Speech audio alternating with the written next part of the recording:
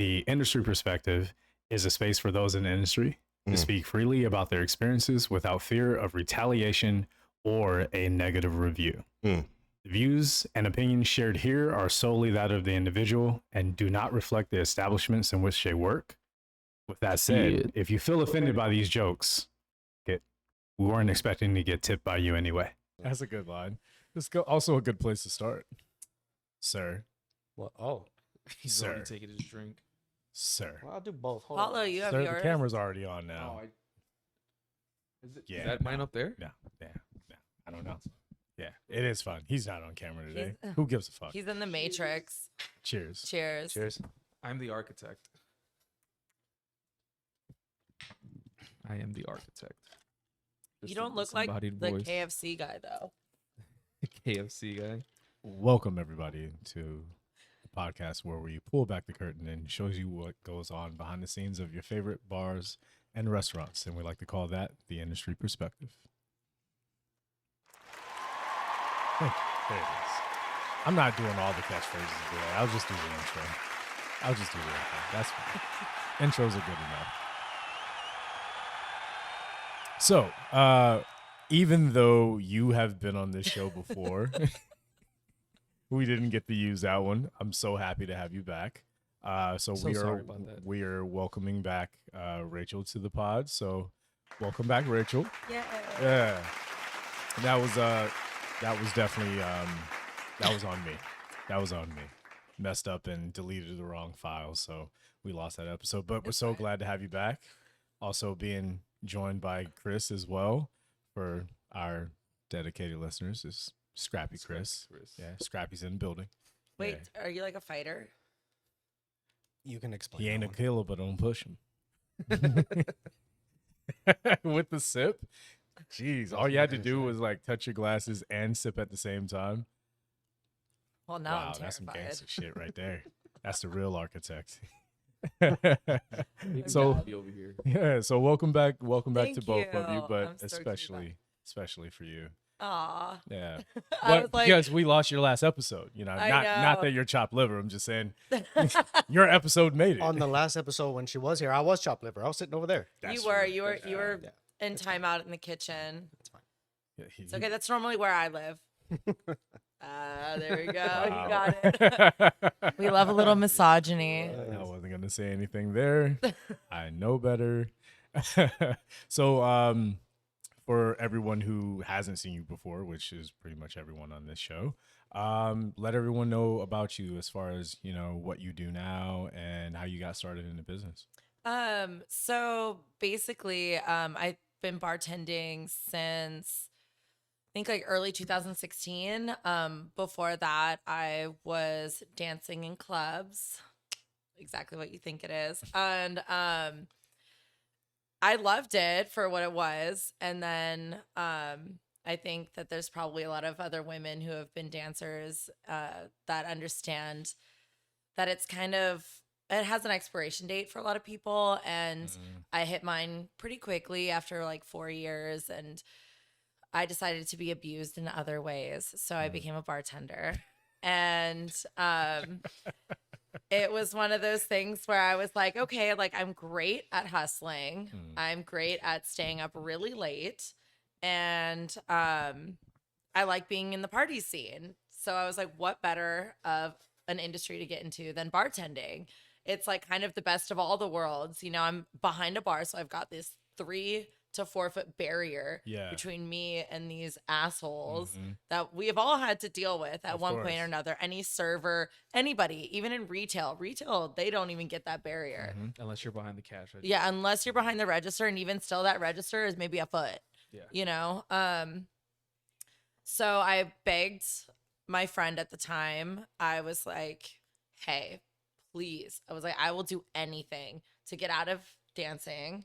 I will like work for free to train, like teach me how to bar back, teach me how to be behind the bar, you know, show me kind of the ropes. And she was so willing. And as much as me and this person are not close anymore, we're not friends for personal reasons. I have to give it to her. I have to, you know, I cannot, you know, talk shit. She really did pull me from where I was like in this dark place of being a dancer and working in that industry. And she showed me the ropes for a couple days and was like, sign the paperwork. I'm just going to hire you. And I was like, well, here we go. Yeah. And I loved working there. And there was I think we've all been to or worked at one of those bars where like everybody's partying behind the bar. Yeah. And that was 100% what I walked into. And I was like, oh, so we're all just doing bumps in the bathroom. I was like, At least they went to the bathroom. I mean, yeah. Or they dealt it behind the bar. Yeah. I mean, yeah. so it's, You're gonna have to elaborate on that. I don't have to elaborate on anything. I mean, The audience would appreciate if you elaborated on No, On the doing the bumps behind the didn't bar? do anything. I didn't can't say you elaborate did. on it. Yeah, but we all know those bars. yeah, We all you know can those see it when you bars. walk We all know into those it. bartenders. Oh yeah. Yeah, absolutely. There's Yeah. a Bartenders spot that right are now. dealing behind the bar. Yeah. That's disgusting. It's Where? It's the easiest place to do it. Where I want to be there. I want to be behind the bar. Why have I not Can been I there? apply? Are they hiring? Let me know so I can not go there. I don't ever want to go there. No, never. There's a bar that I've been frequenting where I'm like, it's the party bar. I was like, I see you guys, and Yeah. it's fun. But I did start working at that bar, and then the pandemic hit, and then everything kind of slowed everyone down in this Yeah. industry, and a lot of people quit. A lot of people started pursuing careers they actually wanted to, but as we all are aware, and also why we love the service industry, is the money's quick. Mm-hmm. We can kind of set our own hours a lot of the time. Yeah. The amount of times I'm like, hey, I just need this day off. And someone's like, Yeah. yeah, okay, cool, I got you. Yeah. It is cush like that. But, then once we picked back up and all hell broke loose, but here we are still doing it.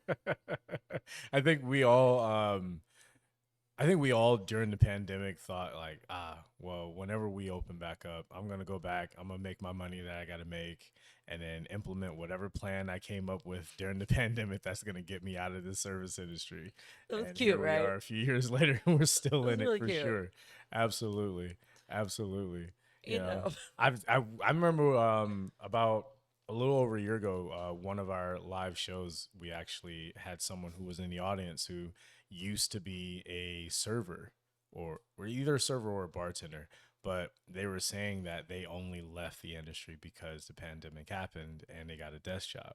But they were like, man, I miss that because I miss the partying. I miss everything that went on behind the scenes. And, Absolutely. yeah. It's fast paced. It Your is. blood gets moving, and like I did during the pandemic, I worked testing COVID, so I was running PCR tests in a laboratory in Santa Monica. I did that for I think 5 months or something, and I was like doing the swabs, that shit you stuck up your nose or down your throat. I was rubbing that on the inside of tubes and sticking them in the machines that tested for COVID, and I was getting paid so much less than bartending. And I was wearing scrubs. I had my little official badge, and I was front of line responder, whatever the fuck, and I was able to get the vaccine real quick and blah, blah, blah, whatever.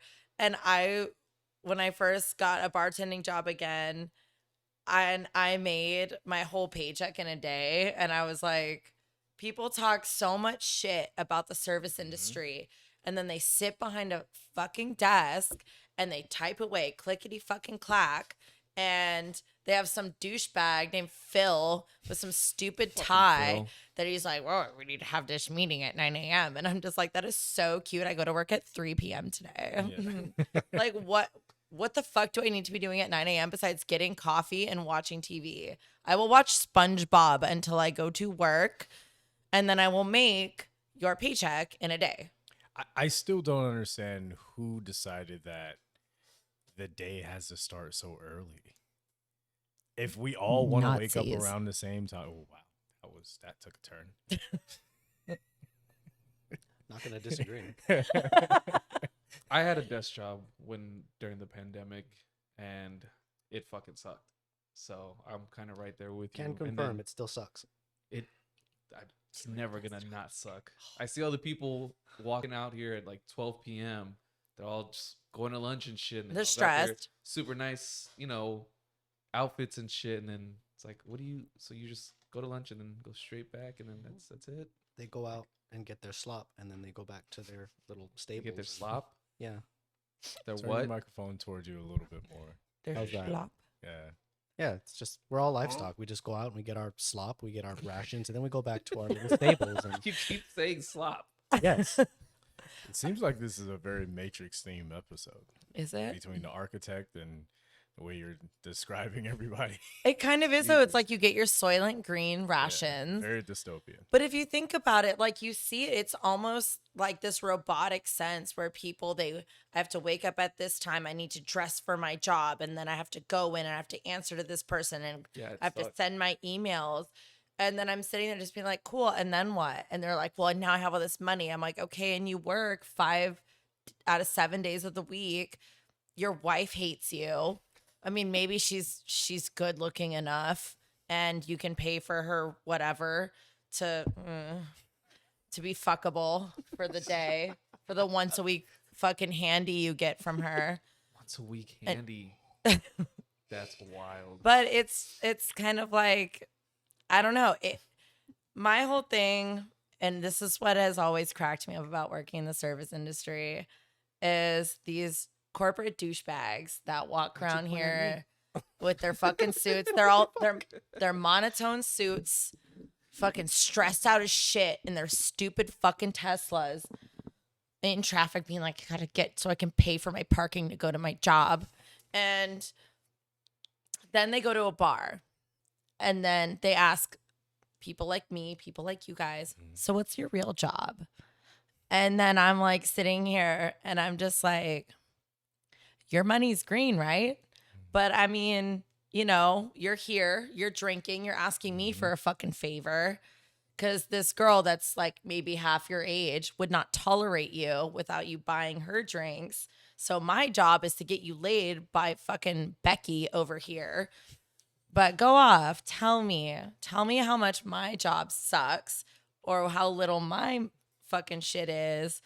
But you're stuck clocking into whoever and wearing your stupid suit, sweating in downtown LA with the fucking evaporating piss coming off the streets while I'm sleeping in. I think at this point that's happening in most of the major cities, But I exactly understand what you mean with that. I had a conversation with a couple friends yesterday, and I talked about how our actual industry is looked at as less than a job because we're so close to those people, but we're not supposed to show our personality, show our individuality. It's supposed to be about the restaurant. You have to have your hair a certain way. You can't have tattoos, can't have piercings, or all of these different things. But we're having to sell a bit of ourselves with every transaction. That's what people are really paying for, whether they believe it or not. They're paying for that interaction with you, even if the interaction they want from you is for you to not exist and just wait on them hand and foot. But that is a really hard position to be in, and have the person who is deciding, on a small scale, how much money you take home, having them think that you're not even worth it because your job is not even real, but they come to your job to escape from their job. The same way you said, it's my job to help you get laid by whoever is sitting over here that you're trying to get the attention from. But the only reason you're getting it is because you have money to pay for the drinks, which is the reason why she's here. She's not paying for her drinks. So that's the only thing you need someone like her and like I wasn't saying that about you, but for anyone out there who has that mentality of, this isn't a real job or what we do doesn't matter. Yeah, when the pandemic happened and everything shut down and we weren't out there working those jobs, they were screaming. What were they complaining about? They complained. They still found a way. Yeah, that we weren't open. Yeah. The people who didn't have real jobs weren't working and weren't making any money. But people are screaming that Applebee's wasn't open. Yeah. How real is that job now? Now that it's closed, the job you thought would never be closed is now closed. So it was real to me. Nah, the gunshots are good enough. Somebody else can have a bill. I'm not on bill duty today. No, I'm not feeling the bill. should we split bell duty? Yeah, between two. Responsibilities all day, but I guess that's fine. So what's your responsibility? Work a fucking boring desk job. Who do you serve? Lawyers. Ooh. Wow, don't we all? Kinda, yeah, but not like douchebag lawyer. Not like douchebag No, lawyer. actually, No. not at all. What kind of lawyers? Like, what's the law? Like that kind of just depends on who you ask. But oh, so it's just the law firm will. It's not like a specialized. we don't do criminal. Well, there's then that. I won't be calling you. Yeah, come on, man. But there's There's usually no fun if you're not breaking the law. well, there's yeah, but you can break the law and not be a criminal. You can get sued for civil shit. That's still breaking the law, kind of. So because you're not being arrested, that means like you can break the law, but without being arrestable. Mm-hmm. Well, And that's still have boring. to pay for that. Yeah, that does. Well, I guess that does. I feel like a mean, boring yeah, thing. that's like a misdemeanor, but it's more. That's why I Have you said ever it's been boring. arrested? No. Oh. Oh, because he works with the lawyers, of course. Ah. He knows Yeah, the guy but who you knows can the still guy. be arrested, but then like a lawyer will get all the charges cleared. But Yeah. you can be arrested for the evening. I've never been arrested for the evening. You've been arrested for like the week, Well, not for the week either. like a couple days. no, for a couple day. hours. Oh, Like, yeah. I've been processed. or Right. something Oh, like you that. never. You were just detained. Yeah, I was detained. Oh, okay. Yeah, I still got to go home. You like surprisingly. microdosed. Being arrested. Microdose in the penal system. Yeah, I didn't like it. I You don't didn't wanna like do the it penal again. system? No, I did not. I like the penal I found out it system. wasn't for me, actually.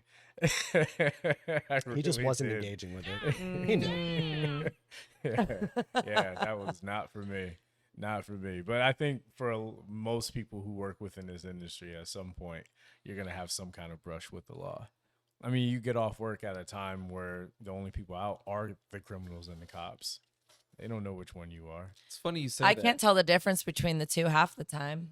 I had a friend who just the other night got off of work, and it actually happened right here around the corner. I hope they don't mind me telling the story, but they were getting off of work and they were right outside Dublin's, and this white woman got in their face about something and even put hands on them. Was she blonde? Yeah. Was it me? I'm just kidding. No, but yeah, luckily the security was there to kind of, I mean, they were keeping their composure and staying calm, but somebody recorded it and you see the woman like not slapping, but like really aggressively turning their face to draw attention to whatever they were pointing at. And I was just like, oh no, you could see my friend's composure just like, I'm gonna murder this white bitch. But they didn't. It was just the audacity though. And she was like looking up at my friend, like, so what possessed you to do that?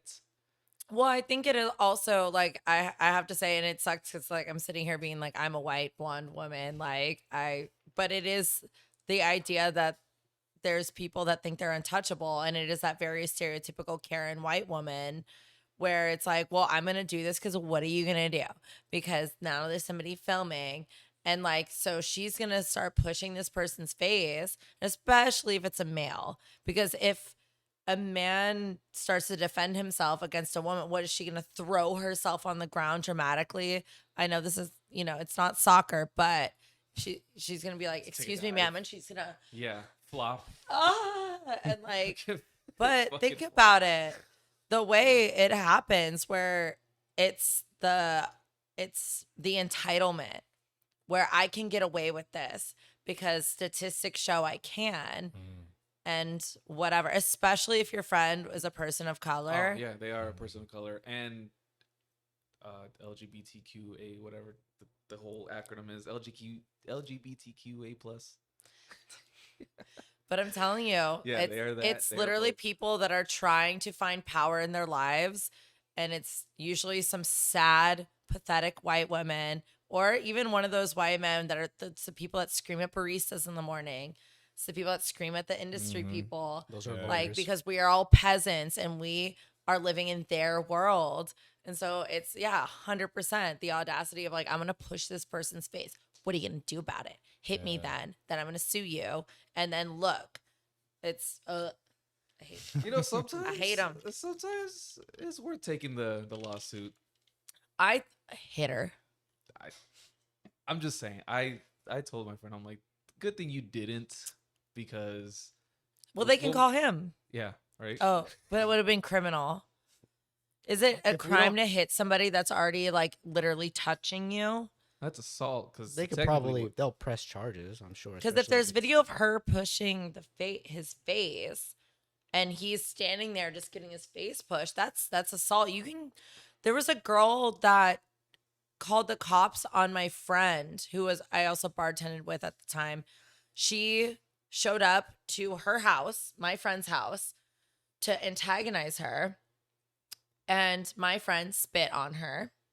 And that girl called the cops and had her arrested. And she was arrested overnight for it. Mm-hmm. And then that girl that went to her house to antagonize her filed a restraining order. So when that bitch showed up to our bar while she was working, I screamed at her, kicked her out, 86 her. I was like, get the fuck out of here. You know what the fuck you did. Yeah. But like, that's the thing. It's like, if you can spit on somebody and call assault, a woman pushing someone's face physically, that's assault. Yeah. By definition, on camera, you're sitting there getting your face pushed by a fucking stranger. You're within your right to get fucking slapped and shit. Open hand, just Open. fucking bah. They didn't. Thankfully, thank God they didn't. But you could see just the visual, like their whole body was just like insane. I felt the Absolutely rage insane. just from the video. But yeah, drunk people downtown LA, and it's only gonna get better once they open up this cantina here. I can't Is wait. the cantina? Yeah, Taco Bell Cantina. It's right here in the corner. That's not a cantina. Taco Bell Cantina. That's a You get cantina. a Baja Blast. They have a full bar. That's enough. They use Cuervo in their Baja Blast. That's okay. Do you No, want? it's not. Do you want $100 bottle tequila in your fucking Baja Blast? I don't. Okay, but like El Jimador or Espolón is not $100 bottle. They're still garbage, but yeah. Okay, well. Once you add that much sugar, it doesn't matter. It literally doesn't matter, does but not matter. also just. I have had the Baja Blast with Bacardi though. Baja Blast is fucking amazing. Yeah. I think it's a rum drink, honestly. Yeah, you add that much sugar, it might as well be rum. Yeah. To be perfectly honest. Fully did not finish it. I was in Vegas. My friends were like, we're going to get the yard. And I was like, do not get the yard. We're going to get the yard. Oh, the one that's literally like. Like a yard? Yes. Fuck off. Whatever. I'm not going to explain measurements to you. It's like 6 feet. It was delayed. But yeah, they fully blacked out the photos, the blurry photos of us at the Taco Bell Cantina. I got the small one, couldn't finish it. The yards were mostly empty. One of them was spilled on the floor in the hotel room. As it should be. As it should be, where it belongs. Soaked into Planet Hollywood's carpeting. Oh, God. Oh, my God. Jesus. Wow. Hearing that, it just made me think, I would love to watch white women just party for a weekend. Not all of it, but just the highlights. Can I explain something that I did in Vegas? So that should be like an Olympic category. White women in Vegas. So in May, there's this festival I like to go to in Vegas called Punk Rock Bowling. It is a 4-day music festival bowling tournament. It's all punk rock. It is ridiculous. It's wild. It's been happening for like 25 fucking years. It's insane. But before this festival started, Shania Twain has a residency in Las Vegas. And so that was the Thursday before the festival. This is Memorial Day weekend. So Vegas is lit, obviously. So we bought tickets to see Shania Twain Thursday before the festival. So we flew out. We got ready. Yes, I was wearing cowgirl boots. And I was wearing a gingham dress that was baby pink. I looked ridiculous. and I was screaming Shania Twain. But when you saw the white women that were at this Shania Twain show, oh my God, I couldn't have Wisconsin, Midwest, just the I don't know what to call it besides the Karen cut. The Karen Bob. And it was like like you know that show My 600-Pound Life? I know of it. Yeah, so it was like My 300-Pound Life. And then Beautiful Gay Men. It was like Beautiful Gay Men and every Midwest person where it's their first time in Vegas and they couldn't be more stoked in their entire fucking life. And they went to go get authentic food at PF Chang's. And then the talk about authentic to who? To them. Olive Garden is like their Italian delicacy. The blooming onions at, what is it, Applebee's or is it Chili's? I have no idea. Those Dollaritas are what they are doing on a Friday night. I don't know. Do they do Dollaritas on Friday nights? They do them every night. They do them every night? That's Applebee's. Is that Applebee's? Yeah, but I don't think they have the onion. What's their slogan? Your neighborhood bar or some shit like that? Your neighborhood bar and grill? I don't fucking know. I don't know. I don't know. There are no Applebee's or Chili's in this vicinity. Yeah, I've not seen one since. But granted, there's not a whole lot to do in some of these Midwest states. So no, exactly. So going to Shania Twain in Vegas at Planet Hollywood. Plan your year around that. It was just it was a beautiful display of white people.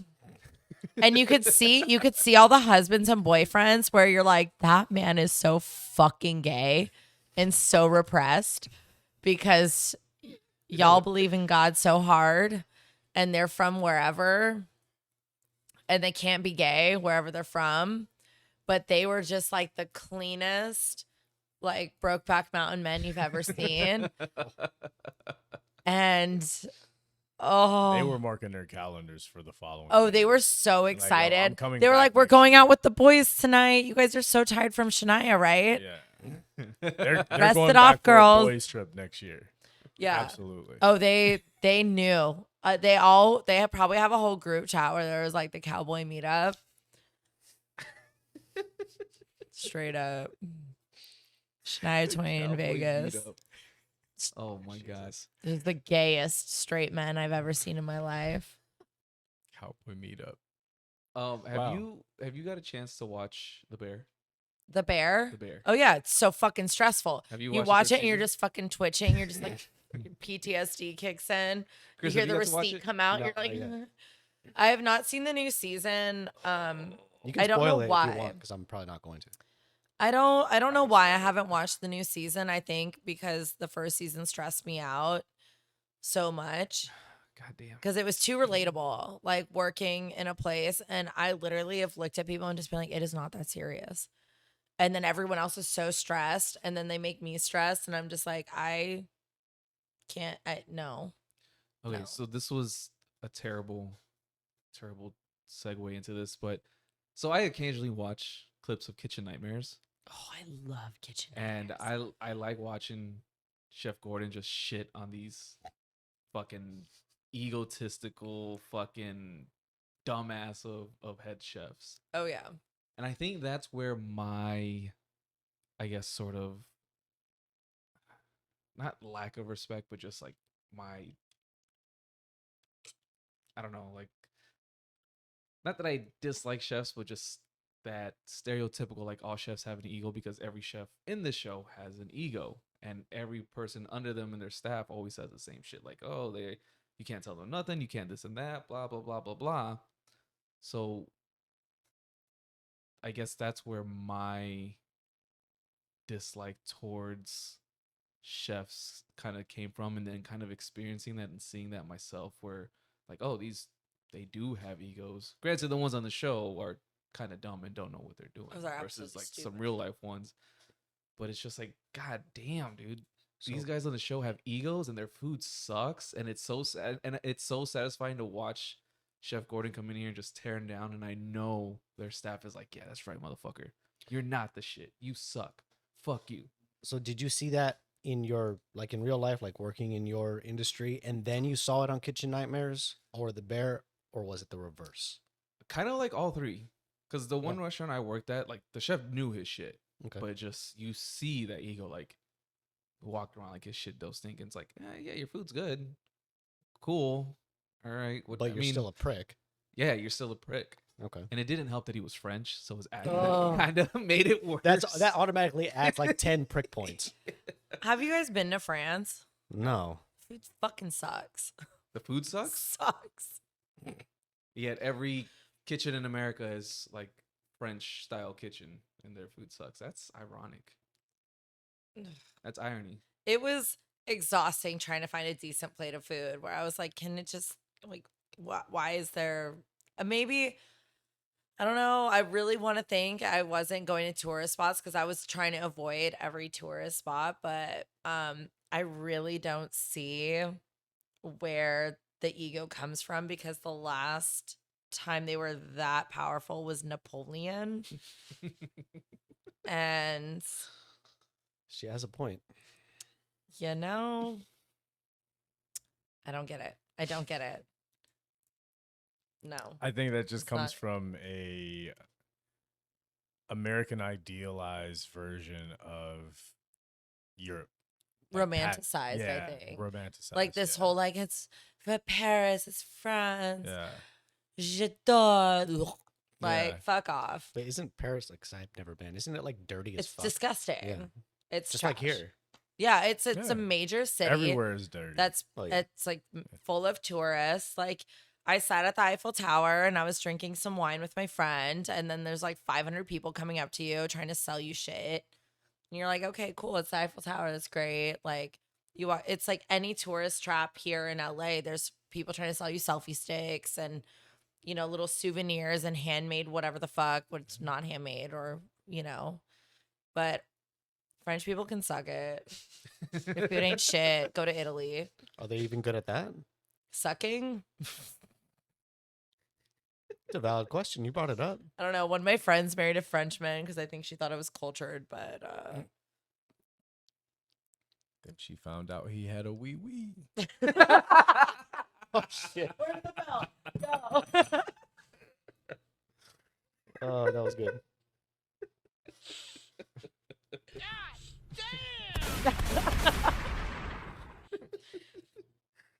Also, can confirm through a lot of friends who have traveled to France far more than I have, like multiple times, like touring musicians. They all hate it. They're arrogant. They're stuck up. They treat people like shit. But like if you try and speak French, like let's say you've been practicing French for a long time, you're fluent, but you've learned it in America, they just like interrupt you and start speaking in English because it's like this fucked up dumb shit. And I'm like, all right, then whatever, fuck you then. And like, so they're rude. Like, they're super fucking rude. And like, I did have a really good time in Nice. I was like hanging out with my girl, and it was during like the World Cup, I think, or I don't know. It was some sort of sport thing. There was a ball involved. Sports ball, of course. It was a sports ball. Yes. And it was Scotland versus Nice. And Scotland won. And there was a bunch of Scotsmen in Nice. And it was just absolutely raging partying. Let me tell you, that partying was fun. Like, but the Scotsmen are insane. They are giant bulldozer men. Like, if you think about how inbred England is already, like, they're just these, like, gargantuan beasts that are absolutely wasted, stumbling around Nice, causing havoc. But we were just like, that sounds amazing. Well, it was our first time in France, and okie dokie. But food, garbage. What was the bar experience like out there?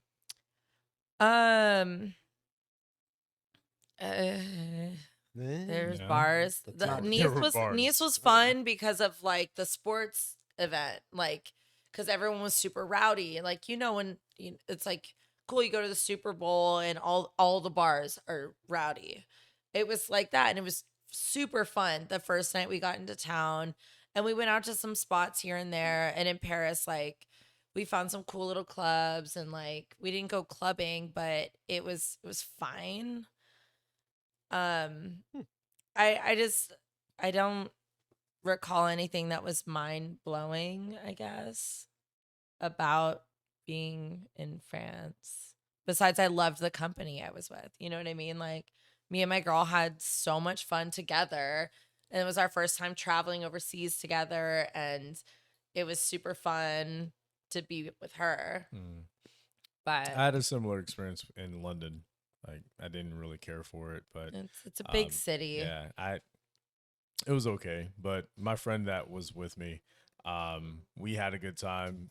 They knew some people in London that they had been waiting to see as well and like connect with. So that was a pretty good experience. But as far as the rest of it, I was just like, all right, this is what it is. And, you know, I've seen people feel the same way when they come to the States. You know, I had some people from London a couple weeks ago kind of feel the same way. And, you know, I feel like in some ways, well, not in some ways, but in a lot of ways, America and a country like France and maybe even London, it kind of feels like you know, the Real Housewife or the BBL of traveling. Like, you hear about it and you want to go because you see it on TV, but then when you get one, you're like, oh, this is all plastic. Nothing's proportionate. It doesn't make any sense. Why are we too expensive? Yeah, where's that smell coming from? Yeah, exactly. Why do they walk like that? It's just so many problems, man.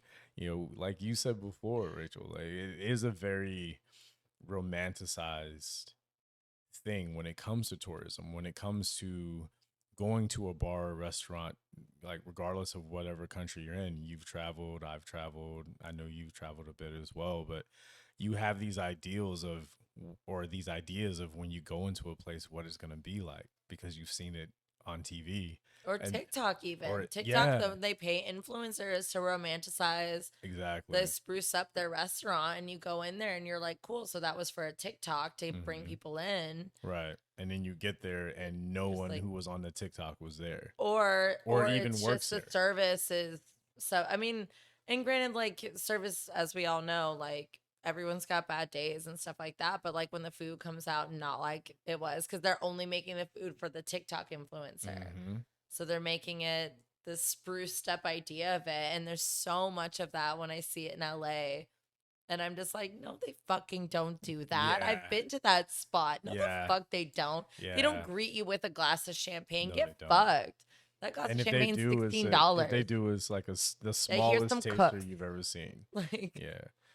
It's a taster of champagne and top with soda water. That's really what you're getting in a lot of those places, or the cheapest champagne they could find. it's called sparkling wine unless it's from this region of France. I just wanted to let you know. Cava, whatever. I really don't care. Just say sparkling, like you said. That works for me. I get annoyed when you get that one pretentious person that says, "Do you have champagne?" I'm like, "We got cava." I guess that'll do. It's like, bitch, I know it'll do because that's what we got. That's all we Only had. proper response to some shit like that. Also, I you mean, can't taste the fucking difference. Yeah. You literally don't know shit. You're just trying to be impressive. Yeah. Go ahead, spend more money for the same shit. Yeah. Sorry, Buy that Dom Ace of Perignon Spades. tastes like shit. Champagne is tastes like garbage. It's just like when people pay for the bottle, they pay for the name. It's like Patron or Don Julio. You're paying for an overly marketed brand. It's garbage. Right. So let's tie it back into the beginning of the episode, actually, which was part of the reason why we set up this lineup. So when it comes to working within a strip club, say you have those nights where it's a BOGO or like it's like, oh, if you come in during these hours on this day, then it's $5 you call it or something like that. Like bartending? No, I mean just being in the building in general. Because the only time I ever really went to strip clubs was when I went with my friends and they were like, "Oh, on this night it's BOGO or it's buy one get one." So Buy one, either get one lap dances or like no, drinks? for the drinks. Oh, For the for the drinks to drink. get you in the building. I mean, if that's what it is, shit. This is not a sponsored ad, but Yeah. my favorite club I ever worked at was Dames and Games in downtown. That's a good name. Never heard of it. And it was a sports bar. They have $2 Tuesdays. Yes, they do. $2 steaks, $2 wells, $2 beers. Jesus Christ. Yes. Are He the was in the dancers building. tougher than a $2 steak? I mean, I was working that shift. So yes. $2 steaks, $2 $2 well drinks, $2 beers. Yeah. Dude. $2 Tuesdays. Holy Gotta shit. say, kind of ripped, but also you would get the cheapest men. Oh, of course. The That absolute was what I cheapest meant men. by tougher than Yeah, jobs. I mean, you got to be so able to it's- handle that. I mean, 'Cause it that's was a different annoying, level but to the deal thing with. is, I got fucked up for free. And at the There's time, that. I didn't give a shit because I was like 23. So I was like, I just go to work. I'll make some money and I'll get drunk. Like, whatever. So, but yeah, it's interesting working at strip clubs that serve booze because full nude strip clubs in California, you cannot serve alcohol. Like any kind of alcohol, or is None it at all. None, so no beer zero. and wine or No, anything like that? nothing. So certain states, for those out there that don't know, have different rules. Like, 100%. there's no Oregon blanket. is lawless. Yeah. Where? Oh, absolutely. Oregon. Portland yeah. has more strip clubs per capita Yeah. than like anywhere. Yeah. Jesus Christ. And that's mean- pretty epic. I fucking love titty bars. I'm just like, I want to see boobs all day. Boobs We are all tight as do. fuck. We all do. Like, I don't care if you're gay or straight. Tits are rad. Yeah. You're just like, Yeah. like stress balls. Just Stress balls, but the- fun. The OG stress balls. Yeah. Now listen, I've seen some bad boobs. We all I've seen have. some We all really have. bad boob jobs. Seen that And sometimes I'm just like, oh, At the strip club? at the strip But club. they need to be held even more. They need to be held they? accountable. Well, we all know women ain't too fond of accountability. So why Well, would their titties Speak be? for yourself. I don't care who the fuck I offended. It's probably, if you're offended, it's because your boobs suck. So whatever. Ouch. Yeah, whatever. Somebody Sir. needs to say it. You have been on bell duty. I don't know Yeah. why you have it so tucked away. Yeah. You're pretty conservative with that Yeah. bell. You don't have to send an email to hit the bell. You're not in the Does office. he need a desk? I don't know. It might help. Is it? Do I need to commit a Yeah. slightly non-arrestable crime? So you haven't already? I probably have. I just don't know what they are. That's fine. I normally. Okay, so you're both on the couch, and I feel like you're setting up something other than what this show normally is. Listening to that dialogue. Do I need to commit a slightly not offensive offense or something? Like, What do you mean? What does that mean? It felt like a setup to a fucking video. No, Like, what kind of a video? What do I have to do to get arrested, sir? Oh, I can think of like 16 things to do. Exactly, that but could it be felt an like that's what it arrestable was being crime. set up as. And let's bring it back to what do you- we were talking about before. You, sir, Yes. put that in that category. I'm just letting you know how it sounded. Not being on the couch. That's how it sounded. What does the couch have to do with anything? It's the tipping couch. It's different than the casting Tipping couch. couch? Yeah. What's a tipping couch? You're that on like the a- tipping couch. Yeah. What is a It's- tipping couch? Yeah, it's the tipping couch. Where you get the tip. You get the tip on the couch. It's not the casting couch. That's where you get the job. Get the fuck- All the mathematics above my head right now. I'm just gonna. I don't know what the. So, you were you getting into a question or No, go ahead. okay? Do you remember the guy that you told us about when you were last here? The guy from the library Not- bar, Not from The crazy stolen Google guy? No, I was talking about douchebag lawyer. Miller Lite Meth Head. Oh my God, Miller Lite Meth Head. Does he still go to your bar? Miller Lite Meth Head. Get into this. I don't need boundaries. Miller Lite Meth Head. Pull that down so it's not covering your face. Which is also something said on a casting couch. Oh, Jesus. So Miller Lite Meth Head. He was this guy. So my bar is right down the street from this thing called Upright Citizens Brigade. And I don't know if you guys are familiar with that. It's obnoxious people that go to school to learn how to do improv and comedy. So people that suck normally are trying to unsuck, basically.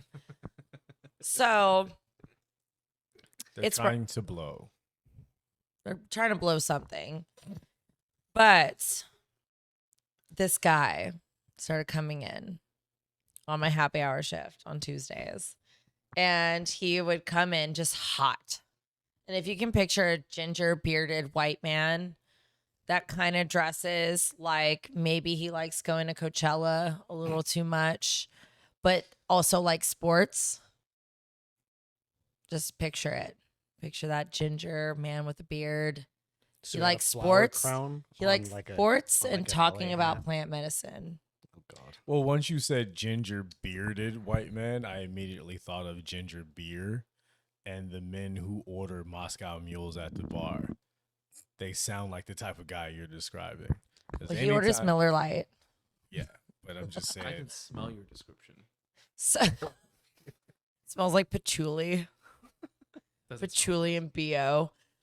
So he would walk in and immediately be like, Miller Lite. And I would be like, I'd literally be like looking at my phone, be like, we don't got it, bro. We don't got it. Because we'd be out. Like, we sell a lot of Miller Lite, or they just don't show up with the delivery. We haven't had PBR at my bar, and I don't even know how long. It is insane. How do you have a PBR shortage? I don't know. I don't know. 180th anniversary. Maybe that's why. No idea. It's like the great White Claw shortage of 2020. Like, nobody knows. Nobody's drinking that much PBR ever. Anyways, so you come in, but he would get a slice of pizza from this place up the street. So he'd come in with his backpack. And he'd throw his backpack down, Miller Lite. And I'd be like, we don't have it. So we get a Modelo with a lime. And he'd throw his pizza and he'd grab like 600 of my bar napkins. And then he would just like sit there and eat. And I would just be like disassociating because there's not enough people at the bar to like pretend like I'm busy. So I'm trying to disassociate by like one of my regulars or like hiding behind a register or something. And then there'd be like, you know, friends that are finally meeting up. It's been so long since they've seen each other. And like they met up for happy hour. And this is like the one little slot of time that they can figure out to meet up. And then he comes in and he's like, oh my God, whatever you're just talking about, I'm going to find a way to relate to it. So here I am now in your conversation. And then somehow he is steering the conversation to talk about his trauma and doing plant medicine, but also how he worked on that movie Free Solo. And so he's working on another documentary with the guy that did Free Solo, but then he's also working on his comedy career. So would you like to hear his opening jokes? So then he'd rehearse his jokes to these people after spilling his weird life trauma and also his like plant medicine, I like frogs and shit thing. And and then he would just punish people. Like he would get a Modelo or Miller Lite, depending if I had the Miller Lite. Oh God, it was the biggest blessing on this planet. And then he would keep it open, but then he would close it out. And then he'd be like, let me get another one, actually keep it open. Maybe order one more, close it out, and then maybe reopen it again. Oh my God. It was a different pattern. You never knew which pattern of opening and closing the tab it would be. And then one day, I don't know what happened because I was posting about this guy on my Instagram. Like I would post my selfies and be like, Miller Lite Meth Headman is here. And he would come in at 6 o'clock on the dot. We open at 5. Come in at 6 o'clock on the dot. Maybe like 6:03 because he had to walk down from his fucking improv class with his backpack. And he had to keep saying how he lives in like Hermosa Beach. And I'm from Hermosa. And I made the fucking mistake of saying that I grew up in Hermosa Beach. Yeah, once you say that, that's it. Once they have that kind of detail, I was so fucked. That's it. That's it. You're stuck. You know what? I made that mistake. Because I was just like, it's a new person at the bar. Oh my God, it's so cool. It's so relatable. I'm from Hermosa Beach. And I immediately wanted to kill myself. But luckily, that's why we drink tequila instead. So I'll lock this mic back in. The dramatics are slightly over. But only so, only slightly. Already? So at one point he started coming in a little bit later than 6 o'clock, and I was like, "Oh, he's late. Is he even gonna come at all?" I was like almost sad. Yeah. Like that was Did he find somewhere else to go? no. So what No, I'm just saying happened? that's the thought I would have. Oh at yeah, that I'd be moment. like, "Where where's is he? I miss him already. Yeah, Please 'cause come he's back." like a cockroach. Did you You feel know he's cheated not on? dead. Yeah, so he he's must not be doing dead. Something else. Straight up, he's a Twinkie surviving the nuclear blast. But his improv classes are over. Oh. So he's no longer making this commute to good old Silver Lake Damn. to come and visit me on Tuesdays at 6 p.m. So no more Meth Head Miller Lite. No more Meth Head Miller Light. Damn, end of an era. I know, almost sad. I'm almost sad. There was one day I got a good picture of him to send to my boyfriend because he was like, "I gotta know what this guy looks like," and I was like, "I got you." It's like, give me a second, because sometimes he shuts up and looks down at his phone. Sometimes. So I snapped it, and I gotta say thank you, iPhone 13 Pro. You got all of the hair that just goes all the way down his arm, and yes, it is red. It is just crawling. Oh, Where is it going? I don't know. Yeah, It's traveling. Don't think about that too much. I'll miss him. But you have a lot of interesting or funny encounters that you post or talk about. There was this one horrendous guy that left his number on the bottom of a receipt recently, and I saw that there was a note left with it, and I saw it. We all see these things. People think we don't see. I think I might have responded or we don't hear it, but I put the receipt away where in our unclosed receipts. And he was like, "Oh, what? You're not gonna look at the receipt?" And I was like, "Was there something I was supposed to see?" And he was like, "Go read it." And I was like, "Okay." So I fished his fucking receipt out of the receipts. I knew which one it was because there was the fucking scribble, left-handed fucking scribble on the bottom of the receipt, and it said, "You have a nice ass," and it had his number. And so I grabbed it, and I was at kind of like at the back of my bar, and he was at the other side. And I was like, I held it out, like tightened the paper, and I was like, "You have a nice ass." And I read his number out by number, and I was like, "Wow, and you tipped like shit." I was like, "That's an interesting thing. That's an interesting note to leave while also tipping like shit." And I was like, "Good for you, buddy." And I was like, I cannot wait to send a picture of this to my boyfriend. And you posted it on your story. And I did post it on my story. That's all he said? You have a nice ass? Yeah. A modern day Edgar Allan Poe. Oh my God. No, it was a true Shakespearean. So part of me was wet.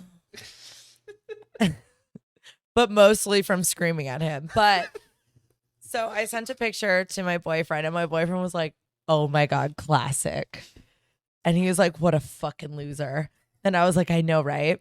So I like took a picture of the receipt in front of him, and I was like, "Ha." And he was like, "You don't have a boyfriend. He's not real. Prove it. Prove it." And he kept yelling at me to prove it. And I was like, "I don't need to prove that to you, my guy. I really don't." And then I was just like, I'm going to post this on my Instagram. And like, I'm not famous by any means. I am accidentally famous for fucking shoving a corn dog down my throat. But I have 15,000 followers on Instagram. Which couch were you on then? Oh, no, I was at Universal Studios. Oh, okay. I actually got asked to leave Universal Studios the other day. So I will tell you about that story after this. But those two things aren't related, right? No, I did get asked to leave the park though. Oh. So anyways. Oh, shit. So then he's like going on. And the girl next to him, after he finally leaves, is like, "That guy was horrendous." And he was like making comments to people all night. He was and I heard him from out of the corner because we hear everything. We can hear everything. People don't think we know what they're saying. I hear all the fucking Tinder dates, everything. And he was talking about how high his IQ is because he's taking some tests. I'm sure they were online. You know, Facebook. From the University of Phoenix or something. The Facebook questionnaires. Oh my God, I used to love those. Okay, anyways. Are you the MySpace ones? Which Avenger are you? I'm Vision. I'm the smartest one. God damn it. It was the most useless Avenger. um so so yeah, that guy ended up leaving, and it was so I posted his number on Instagram, but I like checked with my boss. I was like, can I get in any legal trouble for this? And he's like, I don't actually think so, because he wrote it on the receipt. He made it public. He made it public. He gave it to me publicly on a receipt that is for a business. So I think some people actually called him. Some of my followers called him. I have a follower that signs whenever I post people on my Instagram, they sign them up for the Scientology. Nice. So there was one guy that I posted. Somebody found his business, the business that he owns, the construction business, and signed him up for Scientology. And also women, like, because he was super misogynistic towards me. He was one of the people that asked me who was my real job, like what was my real job. And I looked at him and I was like, the fuck do you mean? I was like, is money not green? I was like, you're here. I was like, you're spending your green money on my drinks. So is my job not real? And my friends were at the bar and were like, what the fuck? Right. So I posted and I blocked out his name, but they found him. Because the internet is quite a magical smart, place. Though. Blocking out the name. Well, and the thing is because of what he said to me, I blocked out his name. Okay.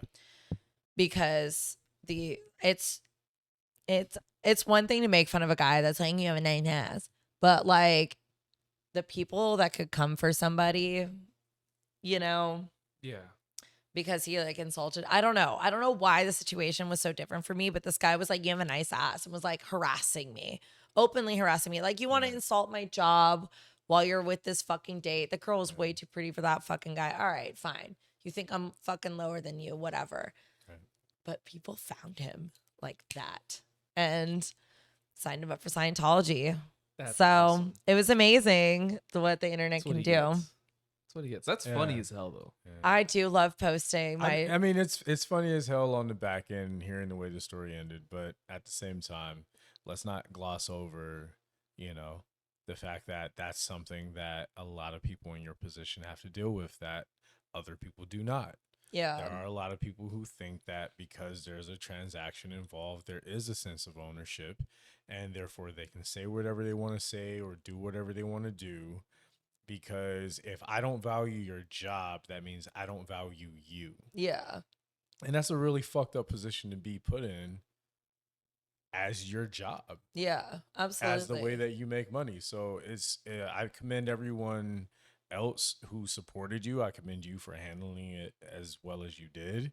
But let's not gloss over the fact that it had a happy ending. But at the same time, that's one of those stories that we don't always give the breath that it needs, so that people understand that you're doing your job and you are a person and you do have feelings and you want to be respected the same way that you're respecting everyone else. Absolutely. Someone just degrading you to that does weigh on you, but to then have the people who have your back, it does give you that sense of okay. Yeah. All right. I'm not alone. Yeah, I can get through this. But it doesn't mean that you're still not going through that in that moment. Absolutely. And like in that moment, I remember just being like, who the fuck do you think you are? Right. And like, I have to say, like, and I know I'm in a room of men right now, and I don't think that had it been any of you guys, that comment would have been made. And I've seen it happen when I've worked in bars with men, and there's a narrative when men talk to other men, especially guys that are that egotistical or that misogynistic, where like they have the audacity to say things like that. I've found that those are the kind of people that speak to women like that. And I really don't want to make it a battle of the sexes, because I respect the men that I work with. And like, I truly believe that there are women who abuse men just as much as men abuse women. I think women have had it hard for many, many, many years, but I haven't been around for when, voter rights for women first happened. Like, I wasn't in the suffragette movement, but I do see it a lot. And I don't know of any of my male bartender friends or coworkers who have been asked, like, is this your real job? It's like, I get asked like, well, what are you, like a model? You're trying to be like an actress. And it's also said with that like belittling tone. Like, tone. yeah, it's a condescending tone of like, so what if I was trying to be an actress or a model? Which I'm not. Your little acting gig. That's so your cute. Well, so, gig. but is that a real job? So if I would be like, yeah, I model for these brands. Oh, so what's your real job? Yeah. It's almost like if I were to be a model and then somebody be like, well, what's your real job? Like, no, but I get paid for this. What do you mean? Is it my real job? And I think that there is a weird way that I've noticed. And even like when I've been treated like shit by my male coworkers and I've been like, you don't ever talk to him like that. Don't ever fucking talk to me like that. But because I'm 5'2" and I'm a girl, you think that I'm not gonna fucking bark? And I'll be like, and I was like, fuck you, bitch. Like I literally in the middle of a shift was like, don't fucking ever talk to me like that. Like, but I've seen it with female people, like service industry workers where like there's men, even when I was a dancer, there's men that go to the club to tell girls how ugly they are and that they're whores. Oh my God, the amount of times that some guy, I'd be like, hi, how's your night? And he was like, I'm waiting for somebody prettier. I'm like, you don't have, you know what? You don't have to like the way that I look. You don't have to think that I'm pretty. It's fine. I'm not everybody's cup of tea. Fucking manners.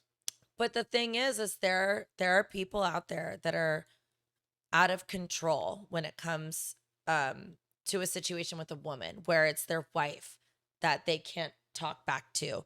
They have a female boss they can't talk back to. Their mother is super controlling. And listen, I'm not anybody's fucking therapist, and I'm certainly not being paid to be abused.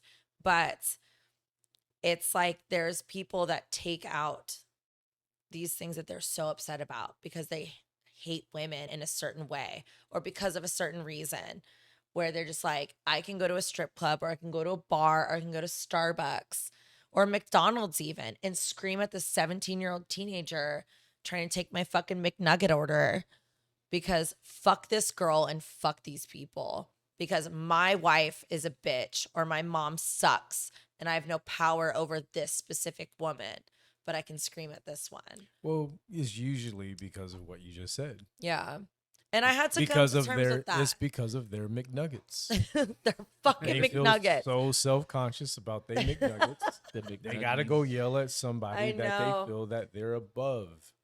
And honestly, this is one of the things that does not get said enough, but, you know, women are such forgiving and understanding creatures that they will forgive your McNuggets if you just advertise them the right way, my nigga. Like, just say I got McNuggets, but I got the sauce, baby. Like, do it that way, but don't make someone feel bad because you're upset that you don't feel as strong or as powerful or whatever. None of us do, bro. Yeah, like, we all have moments. Everyone, well, not everyone, but so many people these days are looking for someone else to look down on, as instead of just looking for someone to look eye to eye. Yeah. Like, why can't I just look at you eye to eye and be like, we're equal and we're together and we're all doing this together? Why do I have to be looking down on you just because someone else is looking down on me? Like, I think it's misdirected anger, you know, and I think a lot of people have, and women included, like there's a lot of, I think there's not enough room for people to talk about how they really feel or hardships that they go through because men have to be tough. And then, or, you know, they're either shamed for having feelings. I've seen it in a lot of my friends who have like specific like cultural backgrounds where their family's like, oh my God, stop it. You're just being dramatic. And so when people have tried to express their feelings, it gets blown off as like, just toughen up, pull up your boots and get over it. And I feel like that has bootstraps. I know. But it is one of those things where I really do feel like in modern society, there's that like, get the fuck over it and move on.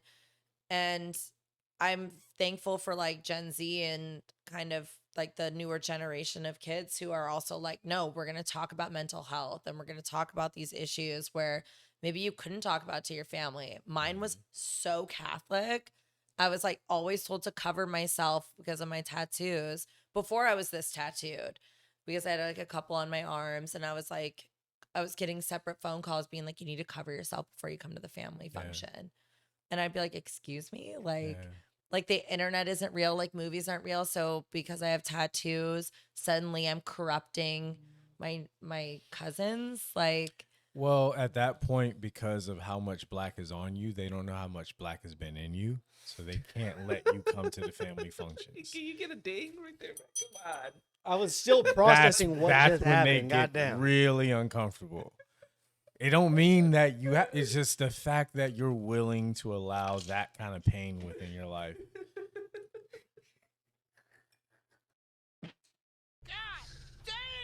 Oh my God. Took me a while to get going, but I'm here now. I'm here now. Don't worry. I don't even know what to say. You just Totally derailed that, but it's fine. It's worth it. Once I go black, you have no comeback. I just like Jesus Christ. There's only so much water left in there. milking it. My boyfriend wants to watch this. No, that is a very comfortable man. I commend that man. I love him so much. You see it on his face. You see how he carries himself. Oh yeah, You've seen my boyfriend. I commend the fuck out of that guy. That is the level of comfort I want in my life, but I know I can never attain. What do you mean? Because I can't be that white. I can't be that comfortable. There's no way. There's no fucking way. All right? You're born with that. You don't just level up to it. No. Shit. My boyfriend's very white. Bruh. He's hard as fuck, though. Exactly. That man's gangster as fuck. There was a minute when I've known him for, I think, 11 years now. We've been friends for a very long time. And then we only started dating like a little over a year ago. And he was one of those guys where I was like, that man scares the fuck out of me. And there was no way in hell we were ever going to date because he is so far above me as a human. And I was like, fuck no, that'll never happen between us because who the fuck am I, you know? And then plot twist. I guess I'm cool. Yeah. But yeah, that man scared me for a minute. And I told him, I was like, you're fucking intimidating. I will He's tie gangster as fuck. I will tie that into the industry when it comes to jobs, because when I first moved out here, the type of bartender that I heard you had to be to work in this city, I was like, there's no fucking way I can live up to that because I've never done any of this shit. The mixologist. All this shit I've seen on TV and all this and everything. And then, you know, I work one good job with one good manager that can teach me their menu and teach me their, you know, their practices and make me feel comfortable to do my job. Next thing I know, I'm like, I'm hanging in there with the best of them, you know. Absolutely. You just never know, you know. And so to tie the two things together, how you're saying like, oh, I never thought that was a path you would be going down. No way. Well, next thing you know, you look up and you're like, well, I can shake this tin with the best of them. Yo. She was free pouring from there on out, baby boy. Cops don't follow you guys on your podcast, right? I hope not. They know better. Shit. Okay, because I was like, oh, like there's no way like I'm ever gonna date Prison Mark. But then I was like, oh wait, I have a warrant. I have an active warrant. They're not gonna find you here. I can guarantee you that. You'll be long gone. No, we don't fuck with them like that. We don't fuck with them like that. Like dead ass. And when I told my boyfriend, I was like, oh man, yeah, I have an active warrant. And he's like, you have a fucking warrant? I was like, yeah. He's like, you're just driving around with a warrant, and like I was like, well, I don't like. I mean, I still gotta live. Yeah. And he's like, oh, you're riding dirty. I was like, yeah. So, I'm not gonna lie, like we've all had some drinks, and we're like, I'm good to drive. I don't drive anymore. What'd you do? I ain't talking about it on camera because I know better. Ding that fucking bell. Damn. But go on. All right, yeah. We were supposed to split this. But yeah, well, you're Bogart. Now it's your turn. All right, so let's tie this into tie this back into the previous episode that you were on and a story that you told and a story that I feel that even though you weren't a part of, Rachel, you could identify with, not because you're a part of it as if you've done it, but you at least have heard the story. But so Chris was Chris was remember. up here before. You definitely remember. Chris was up here before telling a story about how while he worked in the strip club and he was mostly working on the books and everything like that, working on the back end, the dancers would come in talking about their schedule and this and that. But when they come back there, they're completely naked. Oh yeah. Oh my god. I used to walk up all... to my manager all the time, just tits out, just being like, give me. I just need this void real quick. Can you void this lap dance? I'm sorry. Yeah. They said they had the this money and they didn't. With your ticket. Oh my god. Which strip club did you work at? I don't want to say because was it Deja Vu? Because they had the guessed, fucking tickets. Even if you guessed right, I would say no. Only because the club I worked at is it's an still active open. client of the firm that I work for. Yeah. We love anonymity. That was not a word. Wait, what? Close enough. Anonymity. Anonymity. Anonymity. There you go. You said, okay, that was a hard one. You said like anonymity. Anonymity. Yeah, well, you all know what I meant. What side? Go ahead. Oh, yeah, they would. So my job was, I don't know if you remember, this was like 2017 or something like that, when all the girls suddenly weren't independent contractors anymore. They were employees. LLC. Or LLC members. Yeah, I remember I had to sign an LLC. Starlight had their own LLC. All of them did. Hazel. Hazel was now a business owner. No, the fuck she wasn't. Wow. No, so I signed an LLC with one of the clubs that I worked at. Yeah, there was because there was all these like suits with, like no breaks, like not getting breaks anymore and not getting paid hourly. What do you mean anymore? So we were on schedule. We had to be there at X time to X time. Mm-hmm. We could stay longer if we wanted, or we could come earlier if we wanted, but we had to be there. But we were not paid hourly, and we got no breaks, no scheduled breaks. Wait, as dancers, you weren't paid hourly? No, so you just never. paid off of tips? Just off of tips and lap dances. Shit, so you really had to hustle. Yes, like there were nights where I walked out with $30. So you were literally like dancing for free. Not for on free, stage, but yes. like it was prepaid dances. Well, lap dances, they had to pay first. Well, not just lap dances. I'm saying like you going on stage and that everything like that, just working. That's prepaid. You're putting the work out. It's like giving out a cocktail and saying, "Hey, please pay me." Yeah. Giving out food and saying, I understood "Please pay me." that because when I think I told you last time, when I went to that job to interview, that was the first time I'd ever been in a club, so I didn't really understand how that shit worked. When a girl's on stage dancing, that's almost like an advertisement. Like, hey, you want me to come, for a private dance? Here I am. They're not getting paid for that. They might get a few bucks thrown on stage. Yeah, but that's about it. If you walk out with $30, that's what you get. Yeah. Damn. Wow. Yeah. I've worked nights like that where I worked like 7 hours and I walked out with like $50.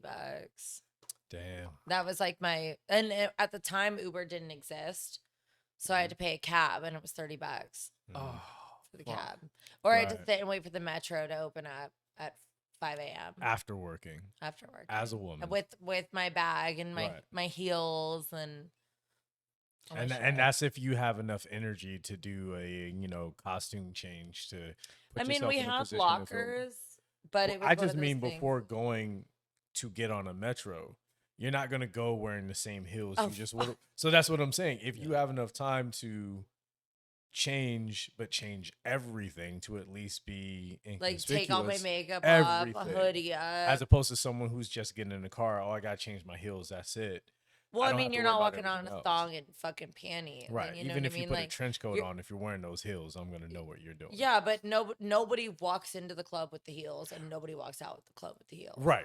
Like, you're tripping if you think those girls walk in looking like that. You are so tripping. Nope. The most haggard looking women walk in and they look so good. People that have never worked in this industry or worked in any industry adjacent to it, they may think y'all come in ready to go. Like Oh, you come hell in no. and you Absolutely. just Girls, drop and you're ready to go. You know, Absolutely. they the fuck walk not. in fucking naked mole rat, slides, sweatpants, hoodies, Yep. baggy t-shirts, and then my locker had like all my bikinis in it, and then we all keep like a bunch of stuff, and we keep our heels in there. Yeah, no, nobody walks in looking like that, and nobody walks out with Damn. we Strippers would know are when like walking out. ball players. Nobody's walking to their car in 7 to 9 inch stripper heels to be like, I'm gonna suddenly drive my Corolla home in this. Y'all are like opposite of ball players then, because you come in looking like shit and then you dress up and make everyone like, well, not make everyone, but you dress up in a way not looking like shit. Sorry, I meant in the sense of some of them no, I mean, like when I heard that, I heard like it sounds like you just left your boyfriend's house and you went to So go what? I clock look in. like shit for my boyfriend? Now you sound like my ex, but.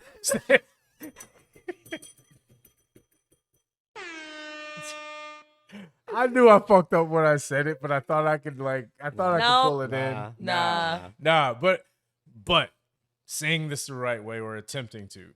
I'm saying you're going into work and you're just dressed as your comfortable self. You're not trying to dress up because the dressing up comes in once you clock in.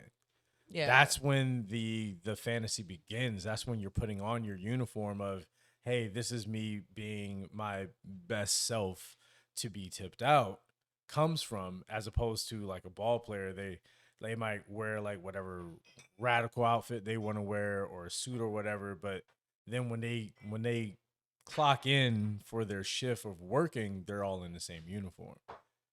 But it feels like, so you're saying we all look the same? No, I'm saying with strippers, like, even though the uniform is different, it just feels like you're playing for different teams. Like, they play for Baltimore, they play for Pittsburgh, they play for New York. Like, you have your own get up, you have your own deal, you have your own song, you have your own style, you have everything. But if I go to a strip club, I know I'm there to watch people performing. You're there to watch I like dance. Booby. Yeah. Like I don't have a favorite team. I don't have a favorite dancer. Your team is Booby. Yeah, I don't have a favorite performer. I am that dumbass who goes in and just like, yeah.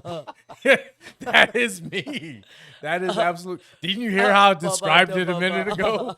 The way I just described it. Obviously, I'm that jackass. Like I'm just saying, as far as the people who don't view the job as a real job, is they're thinking that you're coming in just ready to perform. Like, no. Oh, no, I'm coming in ready to make my money. I make, like, so when people hear about bartenders or strippers or anyone who does a performance job and they hear, oh, you make that amount of money, they think you're walking in like a rock star. Or you just walk in, show up, and leave with it. Right. Without doing shit. That's what I was trying to say in a less eloquent way. Yeah. Fumbled it, is what it is. Sorry about it. But like, I do apologize. I didn't mean it to be as coarse as it was. I really meant as far as when you're watching performers, you're expecting them to come in a certain way. I don't, given some of the clientele that I saw walk into that club, I don't know that they thought that far ahead, or I don't know that they thought that much about it. No, they do not. That is not brain cells. Yeah. That is smooth as butter. Smooth brain motherfuckers that walked in there. That is not a ridge on that. No. And listen, like, I love dancing for what it was, but holy fucking shit. Like, when you think about, like, as I don't know shit about sports balls. I don't know, like, sport ball games. I don't know fuck all about it. But the way that, like, there's blisters and cuts and bruises. One of the clubs I worked at, there was this party that was thrown, and they shattered glass on the stage. I'm not going to say who the party was thrown for, because I literally cannot. The glass bottles, pint glasses shattered on the stage. My legs had glass cuts all over them because it was just covered in beer and glass. And it was like, you fucking deal with it. And I can tell you off camera, but I cannot tell you on camera. No, you're fine. You're fine. But it was one of those things where I was just like, the dancers are trash in a way. And the people that go into clubs look at us as such. The amount of times I've watched girls in their little thongs and their fucking 9-inch heels get handcuffed, walked out for solicitation because undercover cops would come in. And the amount of times I've been baited, the amount of times guys would try and be like, well, how much for like, and I'd be like, ew. Like, you want to stick your dick in acid for $20? You think like, you know how many dudes have $20 in their pocket? If a bitch would fuck a dude for $20 in here, yeah. Is that really somewhere you want to put it in? Like ew. But it's like the clientele at strip clubs. Like, I have mad respect for dancers because a lot of them are just like, fuck you and fuck no. Yeah. And so many of the girls that I met have degrees, medical degrees. Mm-hmm. They're in school. Yes. And you know what? It's the same way as why it's really hard to leave bartending. You make $1,000 in one night for like 4 hours of work. Why would you want to do that degree? What? Well, no, they're doing the degree while making $1,000 in one night. You know what I mean? That's how that degree is getting paid for. That's and also too, they're supporting a kid, or they're doing, they're supporting their home. Maybe they have like a sick grandma. Like, the amount of times I've talked to girls and we're in the dressing room and we're talking, and you like find like, not every girl out there is just some like fucking, I want a Birkin bag and I'm like Cardi B. No, you're not. No, you're fucking not. You're not Cardi B. You'll never be Cardi B. Like that was a nice little one-off because damn, I love Cardi B. I was just like, that's my girl. But sometimes it's just, this is the best you can do right now with what you have in front of you. And there's absolutely zero wrong with that. Absolutely. Like we are all trying to just fucking survive this thing we call life. You know what I'm saying? Like, and also too, I have to say, it was so fucking empowering. Like, I have my own self-esteem issues that I work throughout my daily life and that I'm continuously working on. But the way that I would go into a club and I would get dolled up and I would like put on my little outfit and my heels and I would clickety clack my little way on stage and do my little dance, and people were just like, fuck yeah, and like throwing money, and I would make a bunch of money in one day, and I would just be like, damn, that's just because I'm like cute and I'm fun. Like, wow. Like, and it felt really good. And it felt really empowering when I didn't know how to be sexual in a lot of ways. And I don't want to necessarily bring this conversation to a sex conversation, but like the way that it made me more confident in who I was as a woman, and the way that I am confident in my body, and the way that I view other women, where I'm just like, these are human beings with flesh and fat and skin and organs that we all need to survive. Men don't exist without women, and where I don't look at women objectively in the same way. And I don't understand why women are objectified, because I'm like, boobs, titties, breasts, whatever you want to call them, it is just piles of fat with organs that sustain human life.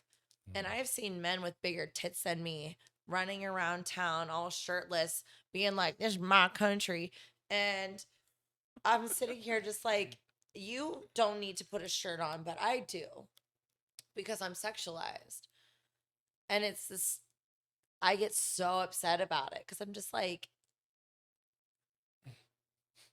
beautiful woman and some boobies. They're just boobies. It's fat and skin, and also mammary glands and all these like things in there. The technicals about it.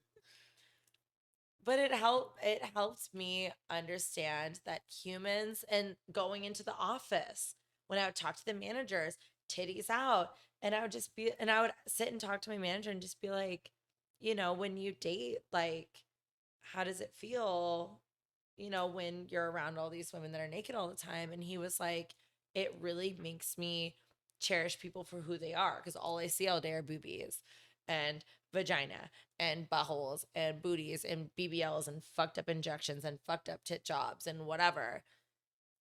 We had a rule. You had to be clothed to go into the office. Oh yeah, that rule was implemented at one of my clubs. Yeah. But it was one of those things though where it's like when you're so desensitized to sexualizing the human body, where like men have penises, they all do. We have vaginas and boobies. Like, this is a normal human attribute, but when it's so insanely sexualized and so shamed, when somebody is exposing themselves and you're just sitting here being like, boobies, you're a whore, and like you're screaming at people, and I wear my tiny clothes behind the bar so they think I'm fucking stupid and my job isn't real and bloody fucking blah. But at the end of the day, it's like, the way that like women make money at strip clubs, women make money at bars, men make money at bars, and we're all sitting here, we're doing a job that people demand. Imagine what life would be like in the dating scene if bars didn't exist. And I'm including restaurants in that.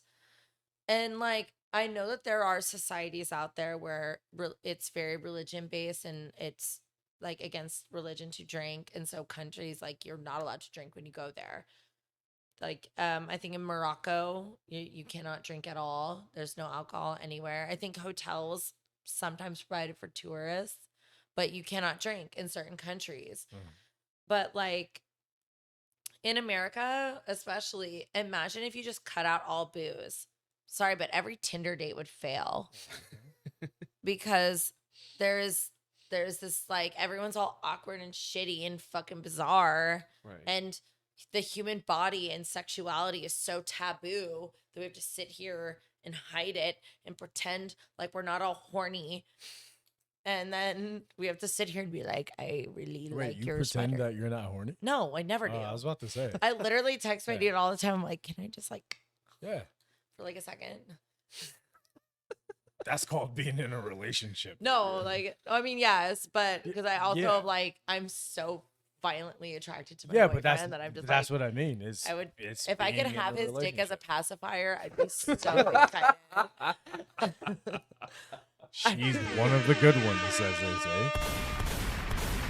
You give me shit. No, you need it too. I love looking at him every second. But I think that sexuality is taboo, and for no reason. It's not for no reason. Sex is taboo for the people who wish they could have the sex that they want to have at a young age. Don't get exposed to it the way that they want to. They don't get to fulfill the fantasies that they want to fulfill. Then they get older. Then they feel more, what do you say, ashamed because they didn't fulfill those fantasies. And the people older than them are following the same cycle, telling them that the thing that you haven't done that you want to do is taboo. You shouldn't want to do that. You shouldn't want to be exposed to that. It's literally being like sexual repression is handed down generationally, period. And it's just from people not doing whatever it is they want to do. I've done most of the things I want to do, so it's not that I'm repressed, but there are a lot of people who they are repressed. They feel like a curiosity or whatever, and because they don't get an opportunity to feel comfortable within themselves, they lash out. You know, it's like going to a bar and ordering a shot. Like you order a group of shots and everyone there says they want tequila, but you're like, I'm not good with tequila because a couple of times I've had tequila, it hasn't tasted good, or I got a hangover or whatever. It's like, nah, you just ain't finding tequila for you. Sometimes you just got to say, I haven't found the thing for me. And sometimes tequila just ain't for you. And you know, anal ain't for everybody. And also, you know too, I mean? Being like, well, you haven't found the right tequila is also like one of those things that can be played into sexuality where I've seen it happen with my gay friends where like, well, you just haven't found the right dick. And she's like, no, I'm fucking gay. Right.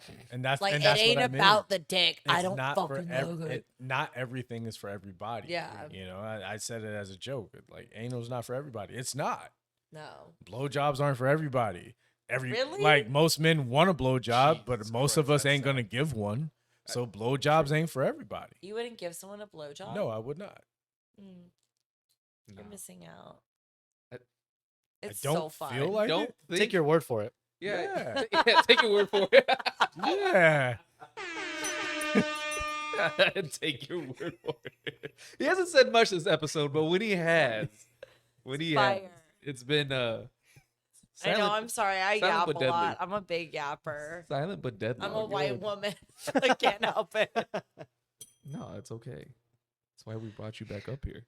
So you can tell your stories. I still haven't told you why I got kicked out of Universal Studios. Let's go. Let's go, yeah. Let's close with that. Okay, we'll close with that. So one of my best friends, Jules, he is a 6'3", 2, something like that. He's tall as shit. Skinny, covered in tattoos, face tattoos, neck, like full. He's a firefighter. He's based out of Memphis. Shit.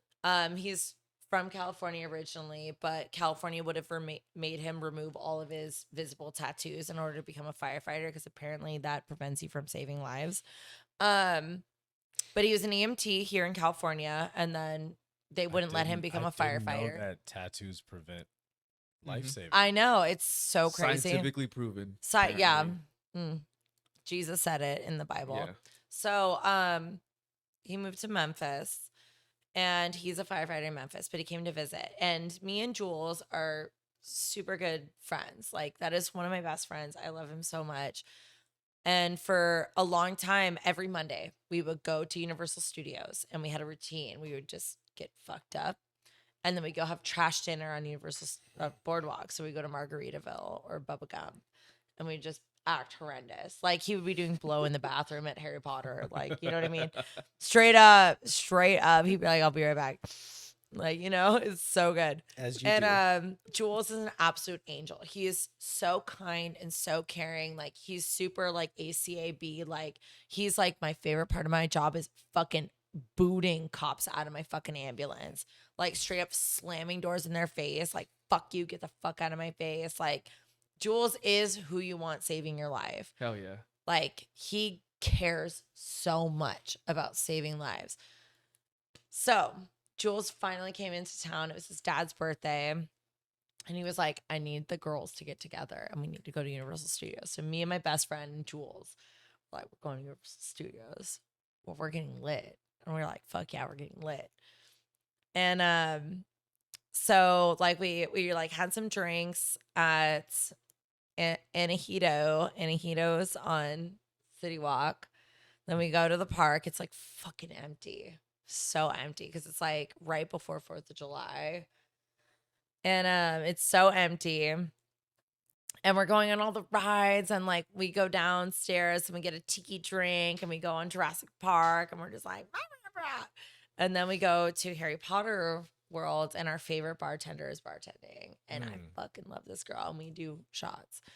And we have to pay for everything. Like, you're not getting hooked up at Universal. Like, you're not getting free drinks. Right. But we just love this girl and we got like multiple rounds of shots. I don't remember being on the Harry Potter ride. To be perfectly honest. I was lit. But we did. Damn. We did. Surprised you didn't puke. That shit kind of like just pulls you sometimes. Oh no, I fucking love it. I'm like, like I fucking love that shit. And then we went on like the other Harry Potter ride, the hippogriff thing. And then we're like, okay, like let's go to Waterworld. And me and my friends have a drinking game for Waterworld. So we got some Trulies. And we did the drinking game we have for Waterworld. And we fucking love Waterworld. So then we're like, okay, cool, let's go on Minions. And that was kind of going to be the last ride of the day.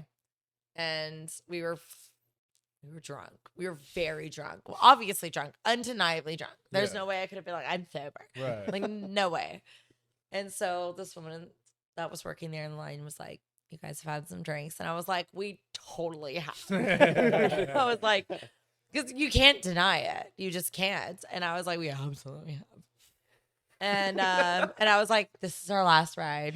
I was like, and then we are leaving immediately. I was like, we've totally had drinks today. We've been having such a good day. Yeah. But we are leaving immediately after this ride.